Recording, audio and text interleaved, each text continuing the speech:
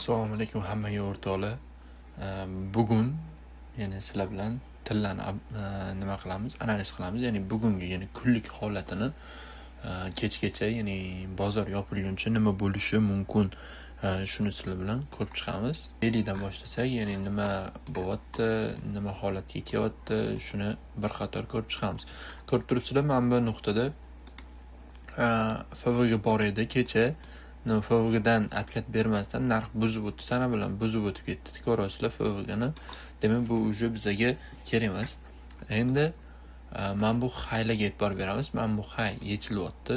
Ya'ni mana shu hayimiz yechilgandan keyin narximiz mana bu lowlarga avtomatik borish ehtimoli juda katta. Bu impuls bilan kelyapti. Demak, narx mana shu impuls bilan tushib ketadi deganimiz atkat beradi. Hatkatdan keyin mana shu lowlarga qiziqsak bo'ladi. Ya'ni mana shu lowlar bizaga anaqa target zonalar bo'lib berishi ehtimoli katta. Ko'rib turibmiz, hamda FVgani test qilgan. Hamda blokdan ketyapti narx.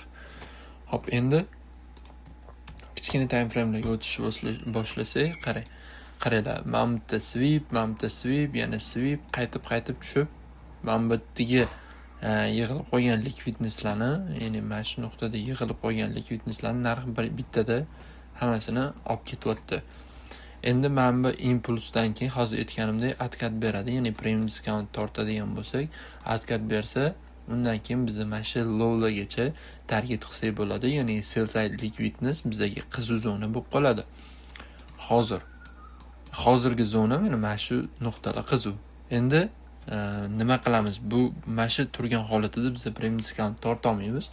Chunki bizada tasdiqlangan low yo'q. Mana ichki, mana shu ichki yo'nalishda bizada tasdiqlangan low yo'qligi uchun biz premium discount torta olmaymiz. Uning uchun nima qilishimiz kerak? Biz kutishimiz kerak.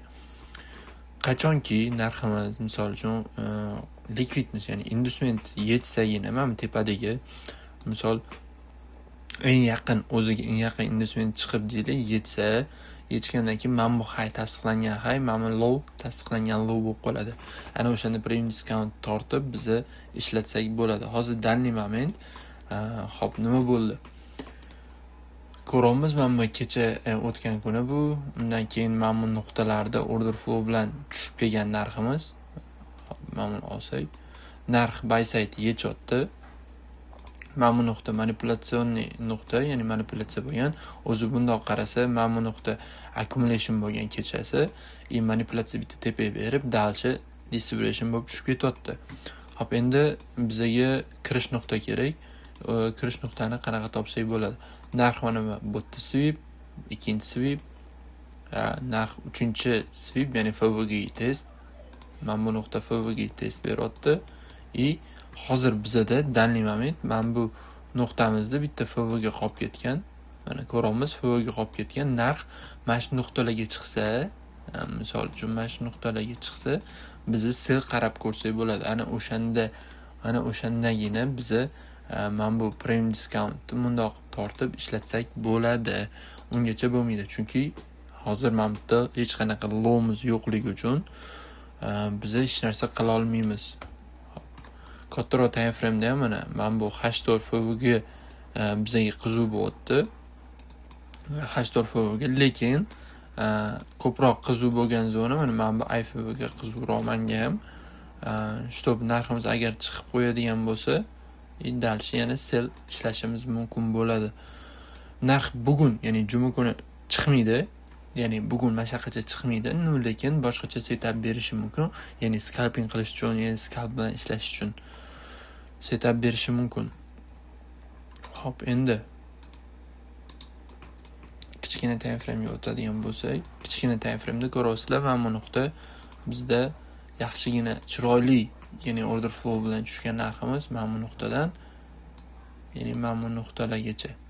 Mana shu nuqtaga mana 1, 2, 3, mana bu yerda 4 ko'ramiz, 4 ta. Уже yaxshigina tushish qilib bergan. Narximiz mana bu range bo'lib qolib, narx shu yerda ham mana bu high'imizni sweep qilib yaxshigina tushib bergan. Hop, bizda shu holat, ya'ni hozir, ya'ni juma kunga, ya'ni New York kirishiga ishlaymiz har doimday.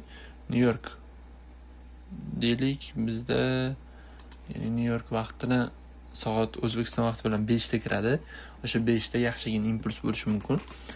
Hozir mana bu yerni biz accumulation deb oladigan bo'lsak, mana bu nuqta manipulyatsiya bo'lyapti. Ya'ni bitta modelga qarab turgan holatda biz bay ishlab mana shu haylagacha ishlasak bo'ladi. Xo'p.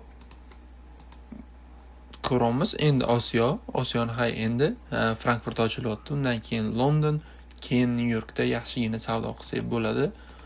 Buni Telegram kanalga обязательно signal tariqasida tashlayman. Telegram kanal yo'la bo'lsa, bemalol o'sha opsiyada, ya'ni kanal opsiyasida Telegram kanal bor, kirib qo'shilsangiz bo'ladi.